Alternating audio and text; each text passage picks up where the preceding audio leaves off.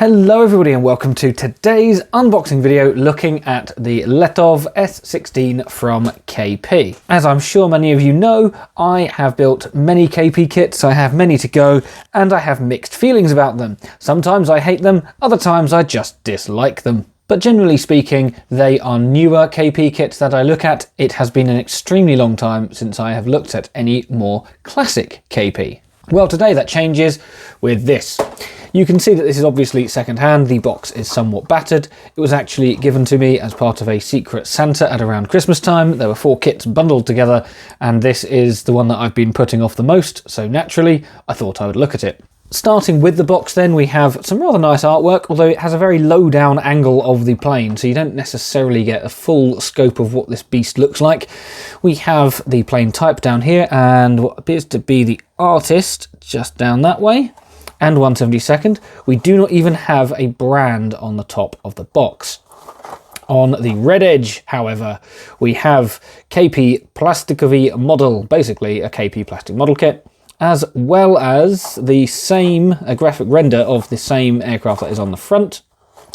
The other long edge, which is the yellow edge, gives us a little bit more information. These are, I assume, other aircraft that are in the range. At least they all look like aircraft, don't they? This one has a star. Look, the Pilikov PO2 has a star. It's somewhere between 11 and 12. Tells us it's made in Czechoslovakia. And we have the full manufacturer's name of Kostazov D. Prostyov, and another version of the S16. Note that that is not the same one. This one has L1 on it and a blue square. This one has P4 and a red square. So we know that there are at least 2 options included. On the shop edge, we have what appears to be a relatively modern sticker, so I'm guessing that's nothing to do with it. But we have an image of a third decal scheme, presumably included. And on the other shop edge, we actually have what it is, the brand, and the aircraft, and that is it.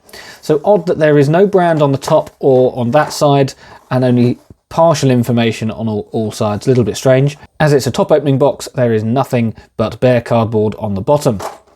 So let's see what is inside. Okay, so I'm going to be removing this from the box in front of the camera rather than putting it on the desk, because I've noticed something which could prove difficult, and that is the decal sheet is stuck to the instructions.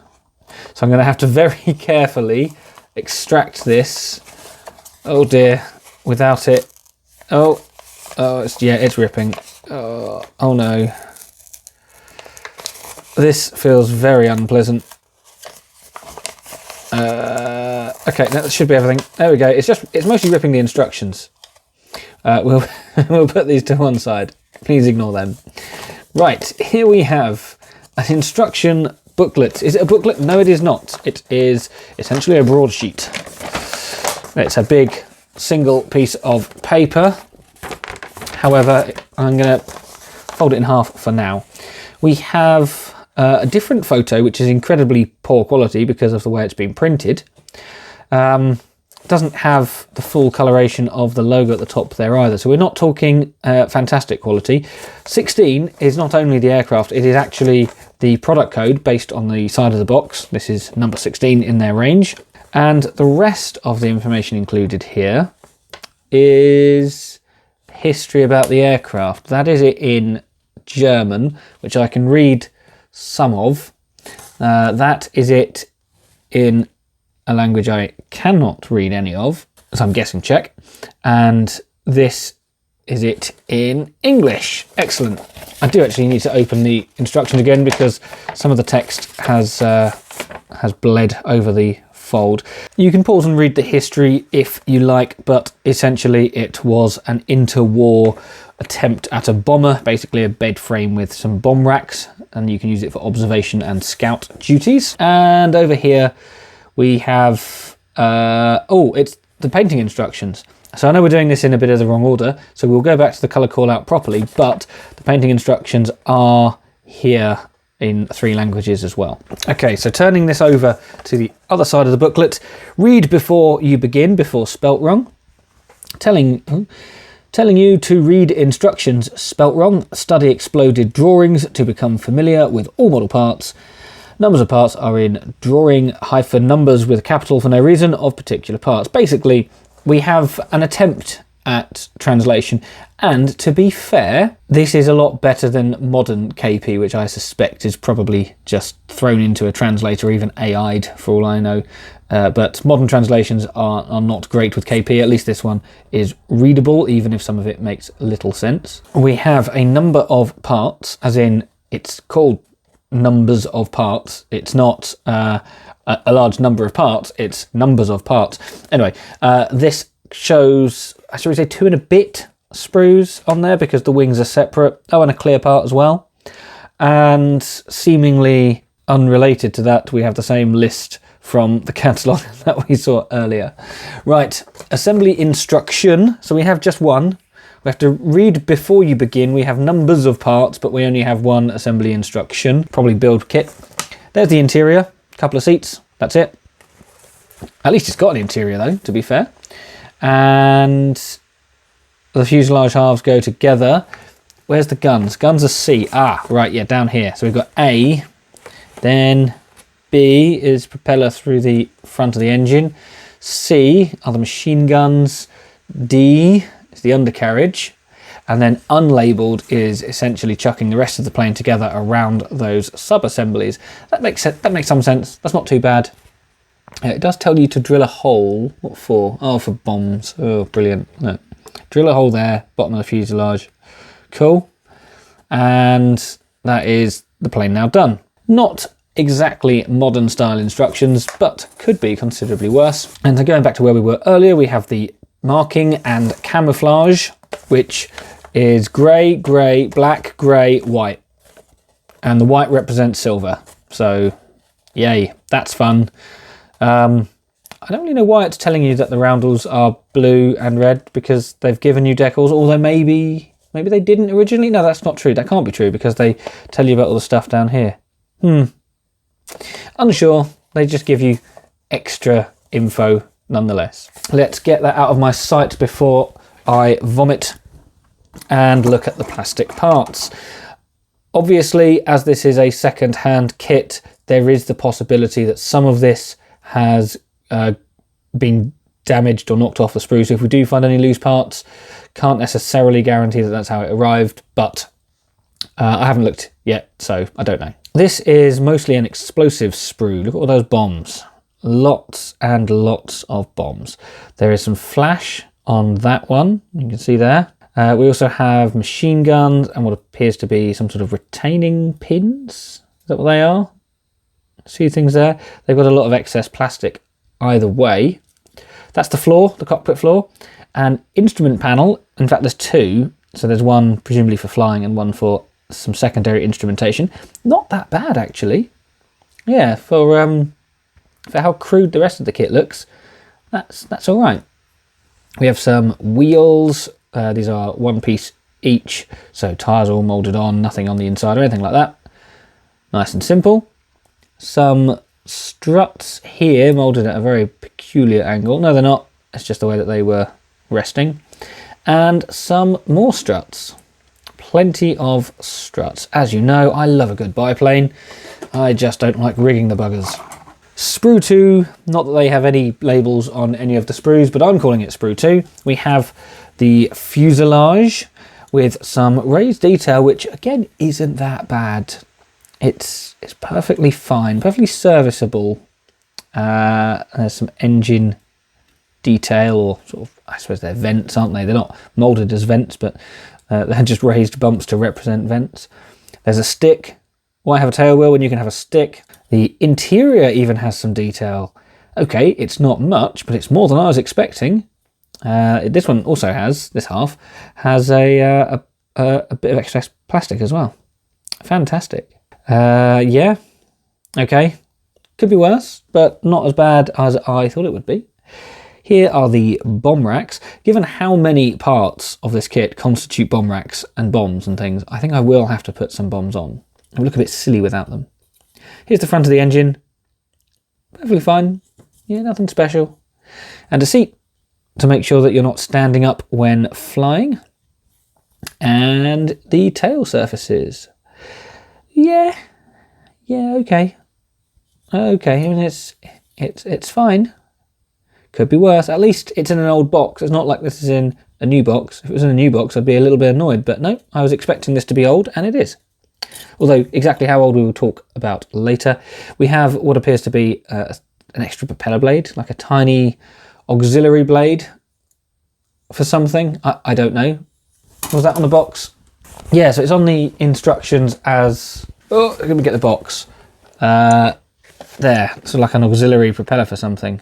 I don't know what it's powering, but that's what that is. Anyway, back to it. The rest is all struts. Struts for days. Yes, all of the struts. And finally, in terms of parts that are together, we have the wings. These are big. I mean, they're basically the size of the box. Very long upper wing with the most horrific seam I think I've ever seen on any kit ever. Wow, the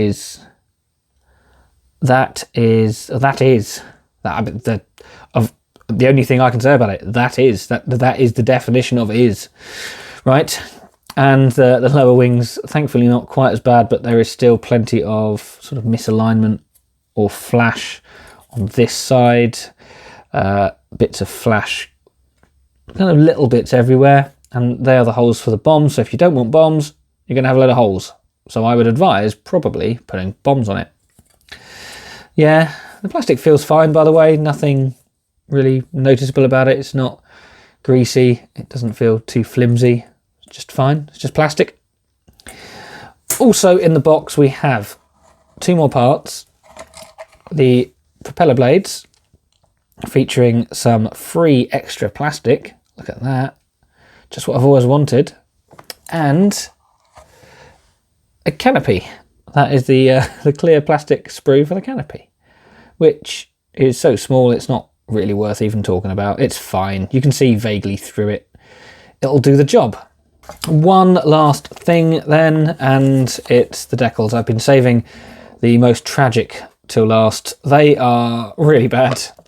They've been in this box for quite a while, so fair enough. In terms of registration, I think they're fine. The only difference here that I can see is this has a red outline and that has a blue outline, so we have some sort of variation. But the registration on them looks okay, although the backing film is very off-centre. And of course the main issue is they are horrendously yellowed, but, well, just but they are but. I will probably leave these on a sunny windowsill until they are needed. There's no instruction decal or anything, so these will just go straight on at the end of the build process. I don't intend to build it immediately, so maybe it'll be all right. Either way, I'll see what I can do to clean these up, but I'm not holding high hopes for them.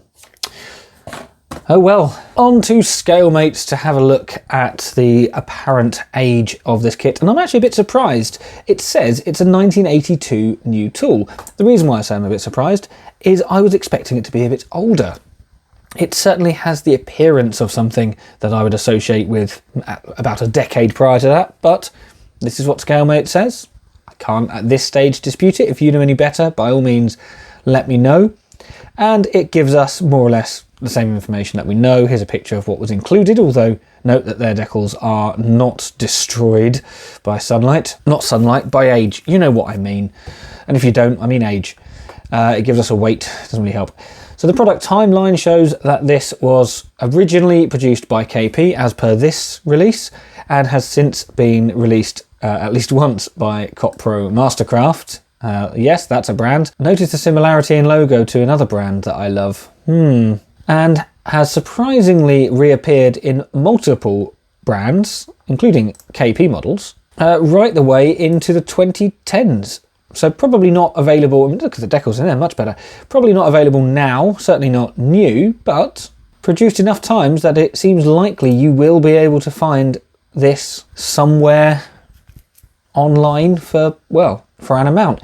In terms of amount, because this was gifted to me, I of course don't know the price, and it was part of a bundle anyway, so it'd probably be irrelevant to try and even work it out. But I have found it on eBay for anywhere between £10 and £20. I would thoroughly advise against spending £20 on this based on the appearance thus far. Obviously, if you have any real sentimental attachment to this box and you want to spend 20 or more pounds on it, then go for it. I just wouldn't recommend it. Right, on that note, we're done.